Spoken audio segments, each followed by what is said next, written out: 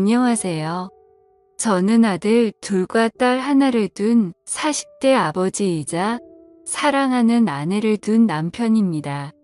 일단 제 아내는 나이가 10살 넘게 어리다고 볼 정도로 동안에다가 피부 관리는 물론 운동도 꾸준히 해서 누가 봐도 예쁘다고 할 정도로 참한 여자입니다. 우리 집은 평화롭고 화목한 집이며 부부 사이도 좋습니다. 또한 커피숍 3곳을 운영하고 있기에 경제적으로는 어려움이 없습니다. 그러나 2년 전 평화롭던 우리 집에 청천벽력 같은 사건이 벌어졌습니다. 그건 바로 아내가 신내림을 받게 되었던 거죠. 신내림을 받기 전에는 여러 사소한 사고들이 있었습니다. 막내가 아파트 내에서 인라인 스케이트를 타다가 차와 부딪히는 사고라든지 저 자신이 고속도로에서 운전을 하던 중 3중 추돌 사고를 당하는 등의 누구나라도 일어날 법한 그런 사건이 발생했었습니다. 또한 아파트 윗집에서는 물이 샌 적이 있어 집 천장을 수리하는 일도 있었던 거죠. 이는 흔한 사건은 아니었지만 살면서 언제든 일어날 수 있는 사건들이었습니다. 그런데 아내와 장모님은 이 모든 일이 아내가 신내림을 받지 않아서 발생한 것이라고 주장하더라고요. 처음에는 믿기 어려운 말에 대해 의심을 했지만 크고 작은 불운한 일들이 계속해서 일어나자 아내와 장모님이 불안한 마음에 점을 보러 다니고 있습니다. 예전에는 아내에게 동자신이 와서 누름 굿을 한 적이 있었는데 그때는 이미 지나간 일이어서 별 다른 신경을 쓰지 않았습니다. 그러나 이번에는 무당을 찾아간 아내와 장모님이 들은 얘기에는 소름이 끼쳤습니다. 무당은 아내의 사주가 신내림을 받아야 하는 사주라고 말했습니다. 아내의 사주에는 원진살, 상문살, 형살, 백호살 등 흉한 부분이 많아 영매를 해야 하는 사주로 판단했다고 합니다.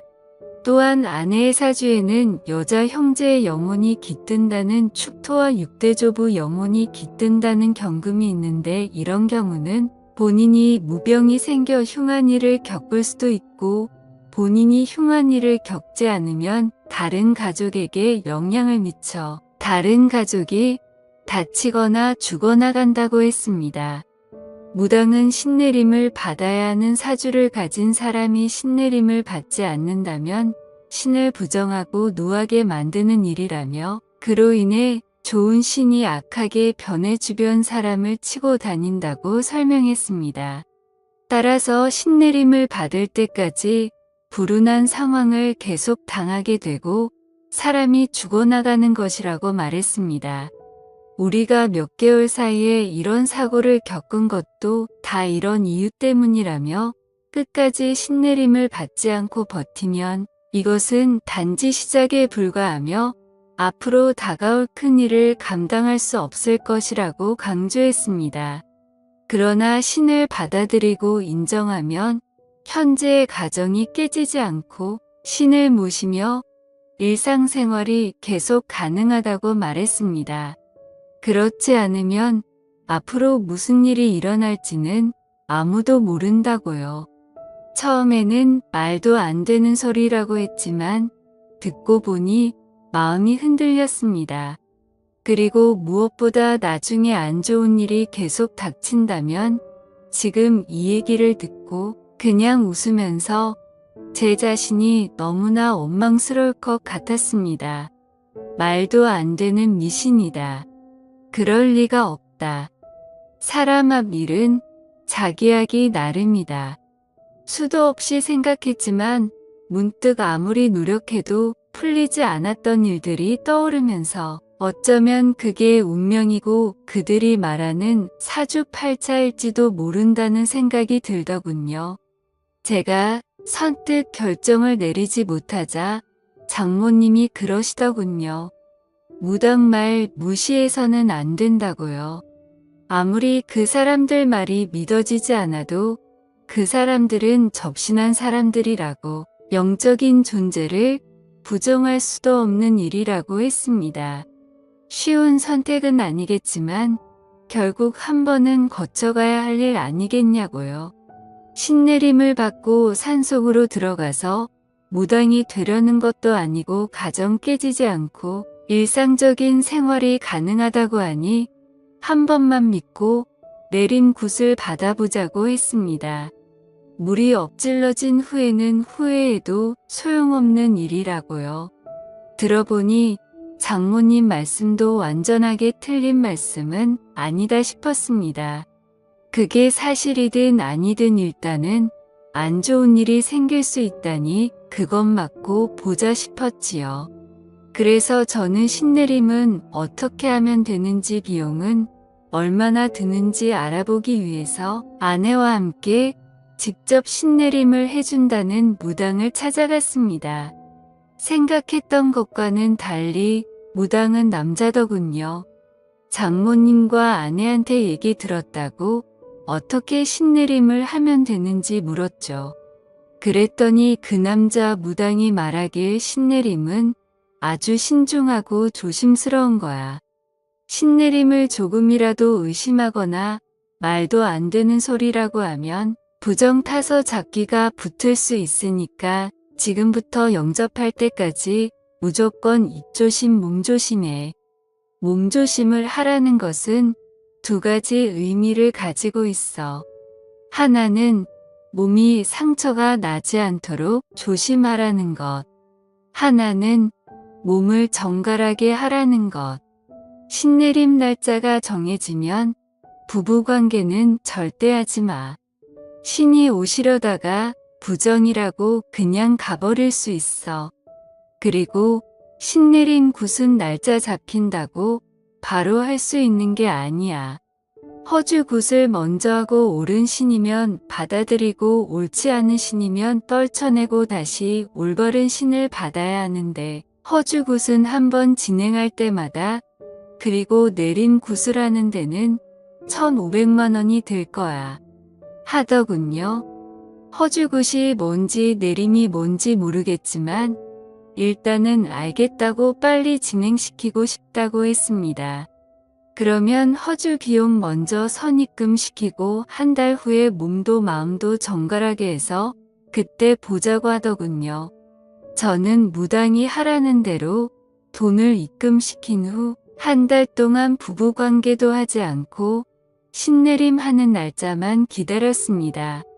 빨리 끝나고 일상으로 돌아가고 싶었습니다. 그렇게 한 달 후 허주굿이라는 걸 시작했습니다.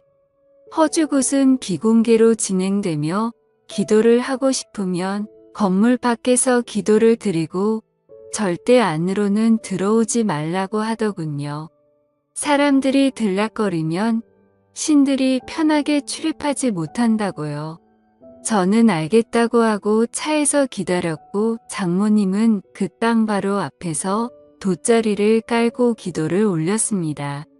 아내는 평상복이 아닌 하얀 한복 같은 것으로 갈아입고 허주굿을 하러 들어갔는데 3시간이 걸려도 안에서 나올 생각은 않는 겁니다.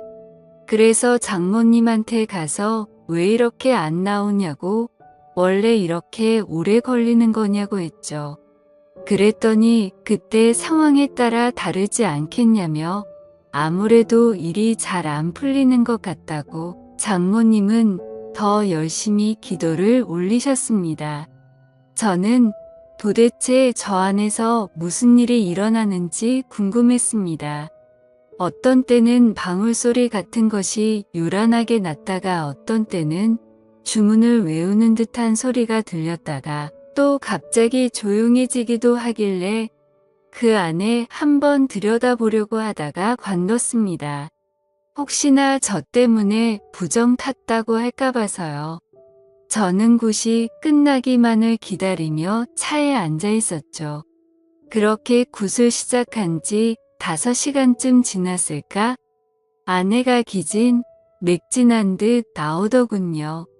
그런데 그 무당이 아내한테 물을 뿌렸는지 아내가 물에 들어간 것인지 온몸이 흠뻑 젖어 있었고 아내 몸매는 보기 민망할 정도로 겉으로 드러나 있었습니다.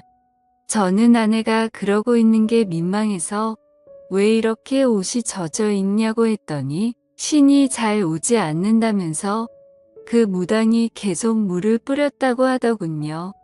그 또 참 별나게 한다 싶었습니다.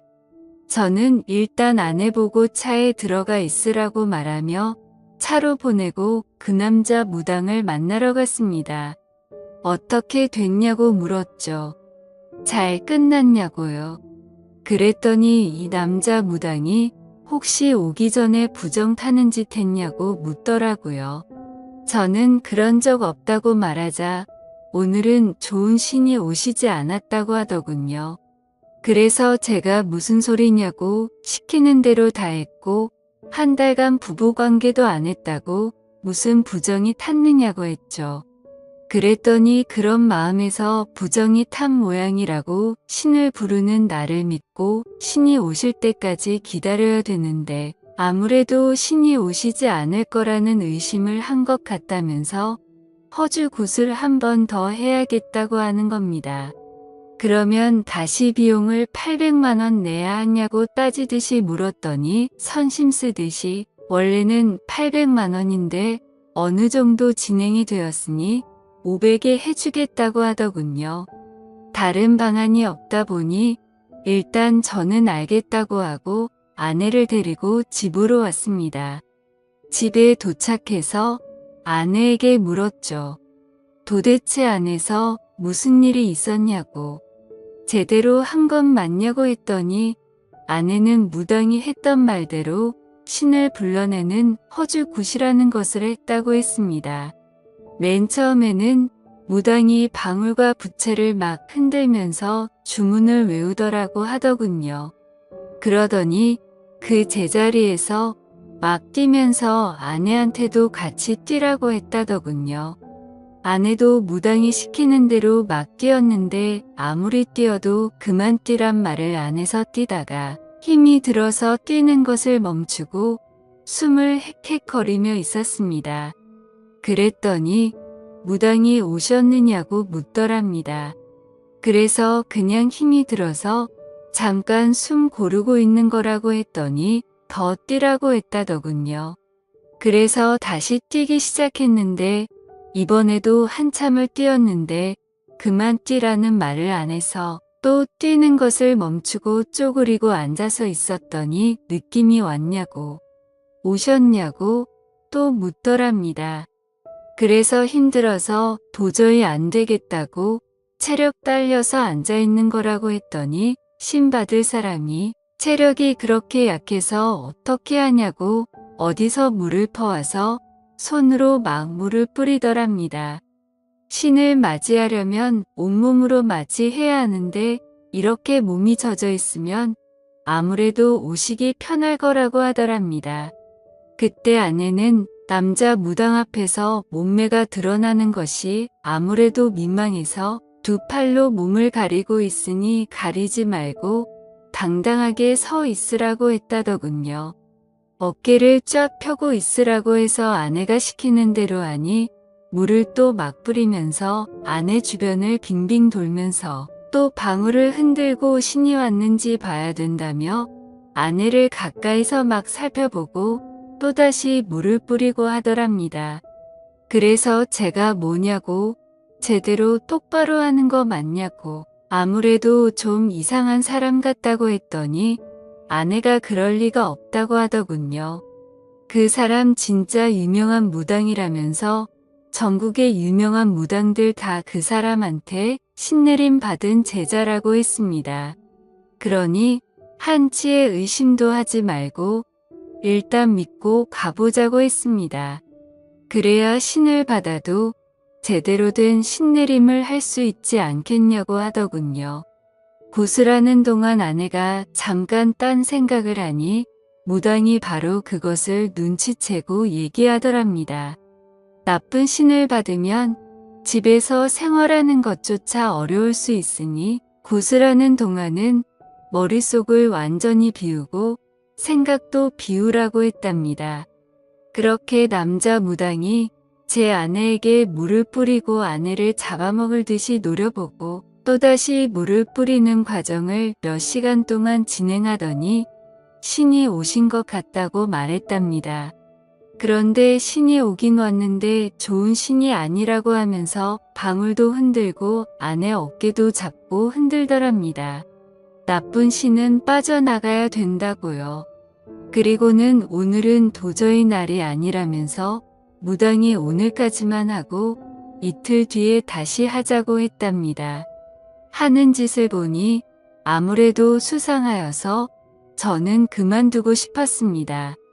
그래서 장모님을 찾아뵙고서 이 사람 좀 이상한 것 같다고 아무래도 그만해야 할 것 같다고 하니 이미 신이 한 번 왔기 때문에 여기서 그만두면 평생 지옥을 걷듯 고통스러운 길을 걷게 된다면서 절대로 그만두면 안 된다고 하시더군요. 다음에는 신이 꼭 오실 거라면서 일이 끝날 때까지 우리는 조용히 믿고 기다리면 된다고 장모님이 사정사정을 하셨습니다. 저는 엄청 내키지 않았지만 장모님께서 저렇게 부탁을 하시니 한 번만 더 지켜보자 싶어 알겠다고 했죠. 그리고 이틀 뒤 다시 장모님과 함께 아내를 데리고 그 무당이 있는 곳으로 갔습니다. 이번에도 아내는 그 무당이 갈아입으라고 준 옷을 갈아입고 굿을 방으로 들어갔습니다. 이번에도 굿은 비공개로 진행이 된다고 하더군요. 아무도 들어오지 말라고 문 밖에서 기다리라며 본성을 들여 기도를 하라고 했습니다. 저보고도 가만히 보고 있지 말고 같이 기도를 올리라고 하더군요. 저는 알았다고 대답만 하고 기도는 올리지 않았습니다. 그렇게 무당은 아내를 데리고 들어가더니 또 방울을 흔들며 큰 소리로 주문을 외우면서 난리법석을 떨었습니다. 그러다가 방 안이 조용해졌습니다. 또 물을 뿌리고 있는 건가? 물 뿌리고 몸을 훑어보고 있는 건가? 저는 온갖 상상이 다 들었습니다. 장모님은 자리에 앉아서 열심히 손바닥을 비비고 계셨는데 저는 그대로는 도저히 있을 수가 없어서 굿 하는 방을 들여다보기 위해서 방 옆으로 나 있는 창문을 들여다봤죠. 방 주변은 대나무로 가려져 있고 흰 창 같은 것을 막 둘러서 안이 잘 보이지는 않았지만 빈틈으로 자세히 들여다보니 방 안의 모습이 조금 보이더군요.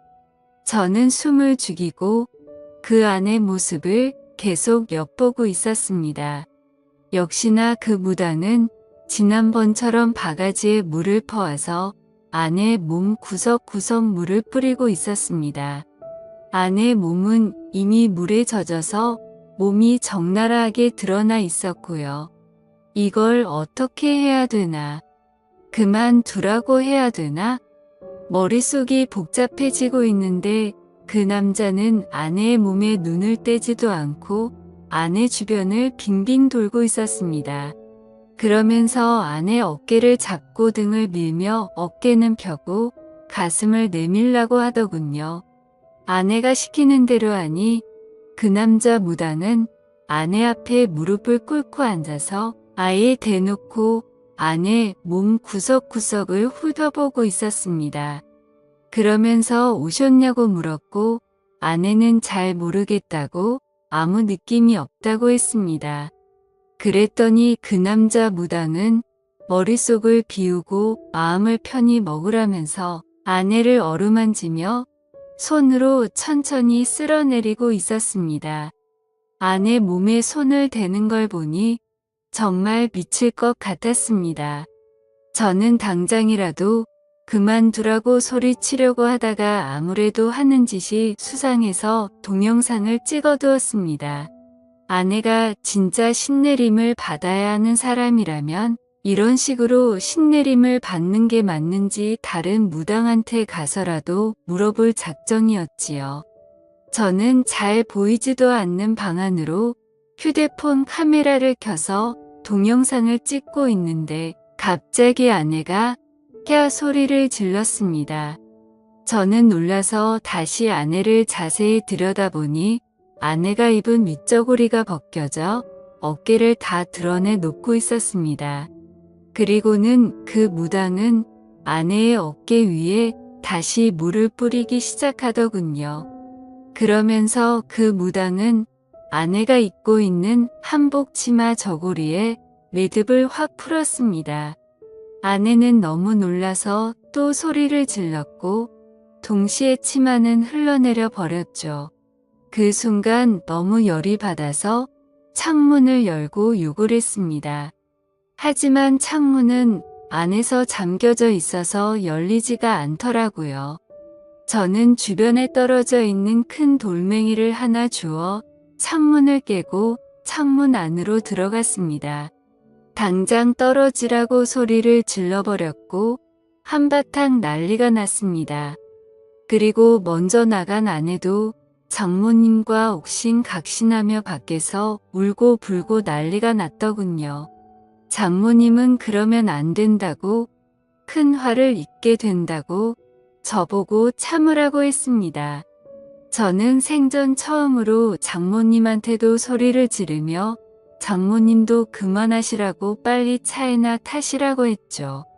그랬더니 장모님도 어쩔 수 없이 이 일을 어쩌나 정말 큰일이네 하고 계셨습니다. 저는 아내와 장모님을 집 앞에 내려주고 경찰서로 갔습니다. 그리고 그 남자 무당을 고소했죠. 며칠 뒤 알고 보니 그 남자 무당은 성추행 혐의로 기소되었었습니다. 알고 보니 무당 이 자식 이미 성범죄 전력이 있었습니다. 이거 완전 상습범이더군요. 1년 전에도 신내림을 한다며 여성 신도를 끌어들여서 여성의 옷을 벗기는 등 더러운 짓을 해서 고소됐는데 그때는 기소유예 처분만 받았다고 하더군요. 그런데 정신 못 차리고 또다시 똑같은 범죄를 저질러 이번에는 아무리 피해자와 합의를 해도 실형을 피하기는 어려울 것이라고 했습니다. 그렇게 그 인간은 재판을 받게 되었는데 징역 5개월에 집행유예 2년을 선고받았고 성폭력 치료 프로그램 40시간 이수에 5년간 신상 정보 공개를 하게 되었습니다. 그리고 그 사기꾼 성범죄자한테 들어간 돈은 그대로 회수하였습니다. 그 인간이 선고받은 것을 보고도 장모님은 신내림을 받아야 되는데 받다 말아서 어떻게 하느냐고 앞으로가 걱정이라고 말하더군요. 그래서 제가 장모님한테 저런 사기꾼이 하는 말을 믿냐고, 신내림은 무슨 신내림이냐고, 여자 꼬셔서 어떻게 하려고 하는 더러운 놈이니까 신내림이니 뭐니 그런 말 신경 쓰지 말라고 했죠. 우리 집에 아무 일도 안 일어난다고 말했습니다. 제가 그렇게 열을 올려 열변을 토하듯이 얘기를 하니 장모님은 알겠다고 대답은 했지만 여전히 안절부절 못하시는 것 같았습니다. 그때 그 일이 있고 나서 지금 2년이 지났지만 제가 운영하는 커피 전문점은 여전히 잘 되고 있고 그 무당놈이 얘기한 가시 밭길이나 지옥 같은 고통은 아직 전혀 없습니다. 앞으로도 당연히 없을 거라고 생각합니다. 이번 일로 크게 깨달았죠. 그런 말에 현혹되어 무당을 따라다니면 평생 무당 손에서 놀아나서 무당을 벗어날 수 없게 되고 나중에는 무당의 노예가 된다는 것을요. 그리고 아내한테 얘기했죠. 앞으로 절대 장모님 말 듣고 무당집 같은 데 따라다니지 말고 정 믿음이 필요하면 다른 종교를 가지라고 했습니다. 그런데 가서 너무 맹신하다 보면 당신 정신까지 망가진다고요. 그랬더니 아내도 그렇게 하겠다고 하더군요. 평온했던 가정의 무덤말만 믿고 신내림을 받았다가 정말 큰일 날 뻔했던 일이 이 정도로 끝나서 얼마나 다행인지 모르겠습니다. 앞으로는 그런 말에 현혹되지 않고 현실에 충실하며 살아가려고요. 제 사연을 읽어주셔서 감사합니다.